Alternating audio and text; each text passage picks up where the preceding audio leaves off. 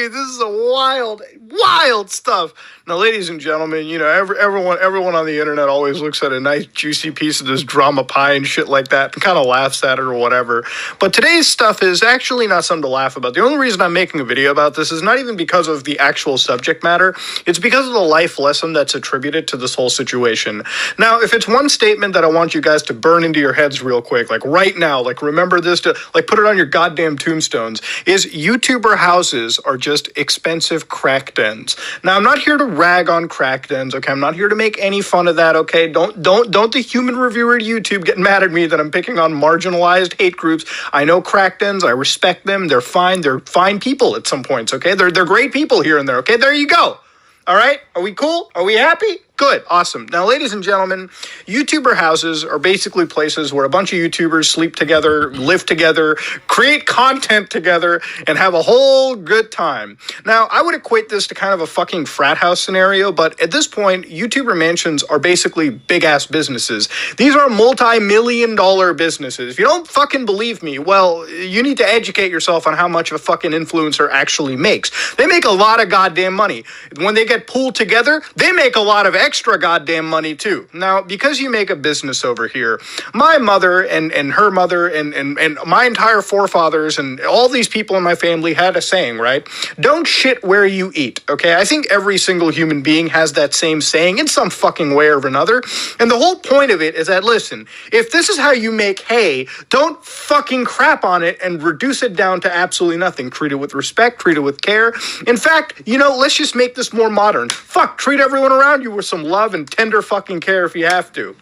Now, months back, we had something of a sort of, I would say, if not mistaken, this YouTube the gaming Me Too movement, which was actually really good, right? Like, in a lot of ways, because there was a lot of people who actually straight up just admitted that they did some fucked up shit. I think Mini Lad came out and said that, yeah, I'm down with liking Mini Lads. I don't really fucking care. That's not me saying it. That's his own fucking Twitter admission right there. Okay, it's really fucking stupid.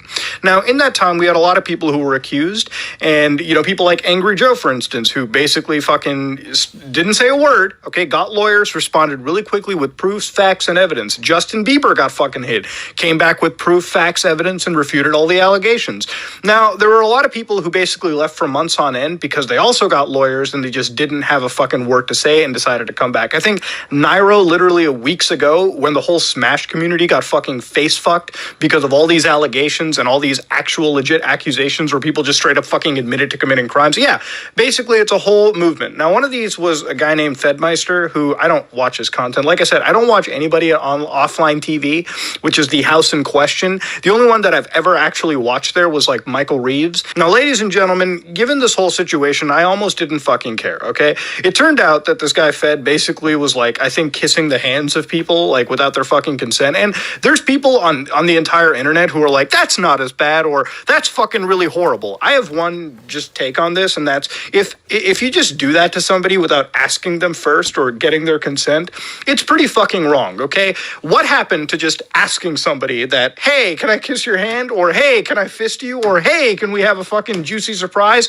What happened to fucking asking for the consent? It's very simple to do. Everyone always does it. It's a very simple thing. It's just one fucking ask. It's like playing a video game, going up to an NPC. You have to ask the NPC before the NPC can respond yes or no. If the NPC says yes, you're in for a good time. If the NPC says fucking no, fuck right off and don't be creepy about it. So basically, this person did it, all right? Basically, I think it was also self-admission as well. I'm not entirely sure on that, but he got basically fucking chastised, booted out of this offline TV house, right? Now, a day or two ago, this massive document basically got leaked online. Yeah, leaked online. That puts Pokimane in a very fucking terrible light. Yes, Pokimane, one of the most popular fucking Twitch streamers right now, ever, actually, has basically been come out, and she kind of looks really fucking terrible in this. Now, there's two accusations, really, two pictures being painted. One, in that she pretty much led this Fedmeister dude on like crazy. Like, we're talking, some of the messages are insane. I'm going to read one just real quick. I know that some might consider this shit an invasion of privacy. privacy, I'm actually just going to read one line of text because it's so fucking hilarious that I'm actually willing to just show it to you. It's completely out of context, but this is from like Pokimane, I believe, who is said, instead of the two-finger trap, fuck that, more like the straight fist. Yeah, we're going fight night round 4 on that pussy, ladies and gentlemen. Let me tell you, it's getting to that point, isn't it? But you know what? It's messages like that when you send to people around internally in your place of work, it's considered very fucking unprofessional. And I guess that takes me to the final sort of like real message that I honestly had about the situation either. YouTuber houses are something that I've been asked a couple times in my life, like, hey, Muda, you want to move in? You want to be fucking roommates? And it's one of those things where I've always just straight up said no. I've never shown any interest to it. And the only reason I don't show any interest to any of that stuff is that, A, I don't have any desire to live in a mega mansion with a bunch of other people. B, when you interact with people over Discord and online, it's very fucking different than when you actually have to fucking live with them in reality. That's the problem with these YouTuber houses. It seems really fun when you get a bunch of these people living together in one location, but it essentially becomes a multi-million revenue frat house at that point. And the problem with a frat house is that the fucking boundaries people set are so blurred, twisted, and contorted that these people like Fed can do like some really weird, like creepy shit. But because they're living in this community where everyone's a fucking friend, everyone's fucking together and shit, everyone's, having a good time. Hey, sometimes I'll sleep on your bed. Hey, sometimes I'll cuddle up with you. The boundaries get fucking completely tossed away. And so what happens is you have shit like this where people act fucking creepy. And they don't even think that they're acting fucking creepy. To them, they're just acting fucking normal. Now, at Pokimane over here, I definitely do consider this pretty shit in her leading this dude on or off to an extent. Like, there are moments where, like, these text messages go from, like, lovey-dovey, like, almost boyfriend girlfriend shit to like complete professionalism, like almost cold to the fucking touch type of stuff. And it's just like a roller coaster and whatnot. And I'm just going to tell you right now, okay, from somebody that's been in relationships, from somebody who's been in around, with people, if you ever find someone that does this to you, like they get really up close to you one day and then they really fucking act cold to you the next day, cut them off. Okay, cut them off because you're probably setting yourself up for a fucking letdown later on in life. And you don't need that fucking mental burden. They don't need that mental burden. Nobody needs that shit, okay? So that's just really what I have to say about it. On the point of running a business, there is no way you can actually run these multi-million-dollar businesses, okay? There's no way you can be business partners and then also end up being personal partners. You ever go into a professional workspace and they fucking tell you not to fuck each other? It's not because the government's going to come down on you and put you in fucking handcuffs. No. You can fuck each other. It's just really unprofessional. You want to know why? It's because what happens is if you guys fuck for like 6 months and have a good time and that honeymoon period waves off and you end up breaking up and it's a really bad breakup in the worst possible way, guess what? That starts affecting business too. And when business starts getting affected because of your emotional fuck up in your relationship, everyone in the business starts getting fucked. It looks bad for the entire fucking offline TV house. You guys go from a legitimate YouTube house to a legitimate crack den in a matter of fucking minutes. And that's really all that you have to goddamn say about it. If you don't believe me, the proof is in the fucking pudding right over here. So yeah, bottom line is, ladies and gentlemen, just don't, all right? First off, with these YouTuber houses, they work. They can work, all right? That's why I say 98% of them are failures. They can work, but in order for them to work, you have to be mature. You have to be, you have to set the boundaries before you go into. You have to treat it not necessarily as a place of living, but as a place of work. That means your quarters are your quarters only. Your workspaces are your workspaces only. The common space is the common space only. That's really how these YouTuber houses work. The moment that you start getting into fucking relationships with each other, the moment that you start getting too fucking buddy-buddy, is the moment that if one fucking thing falls, the entire house of cards fucking collapses. That's pretty much what you're looking at over here, man. And when it comes down to like relationship stuff, ladies and gentlemen, listen, if you ever have somebody texting you in this roller coaster fashion, you either have to be straight up about it or you really have to start cutting them off because they're going to be playing you for a fucking fool, ladies and gentlemen. That being said, though, yeah, this shit is really goddamn fucking stupid.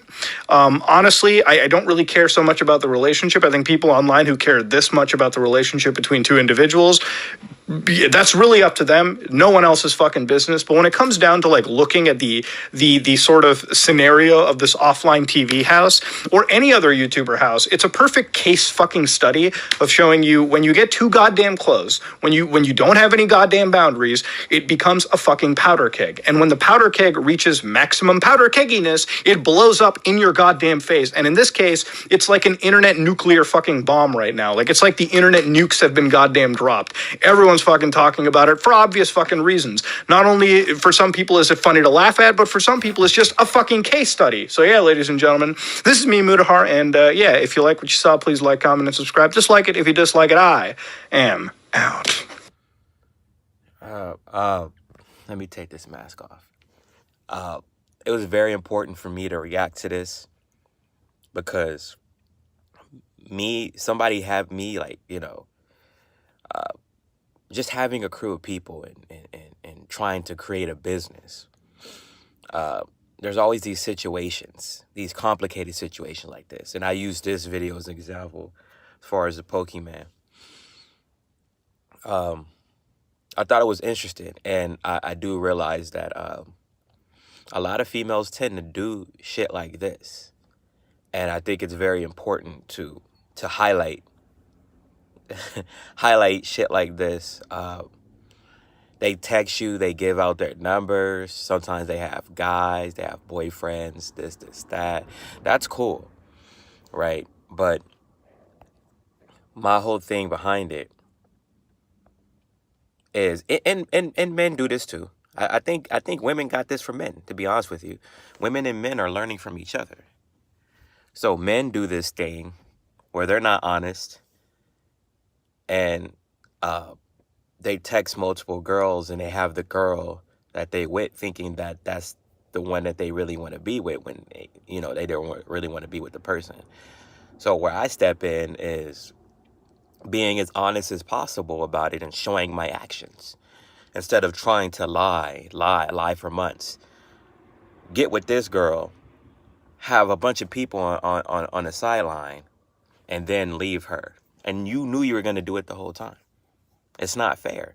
It's not fair that we're doing this to each other. It's fucking up everybody. We got to stop. We got to do better. Be honest. Be honest. Let's be honest. This generation likes to have multiple partners. Especially the men. I think the men do it. Men want it more than the women. Yeah, it's crazy. I've seen this guy, shout out to SomeOrdinaryGamer.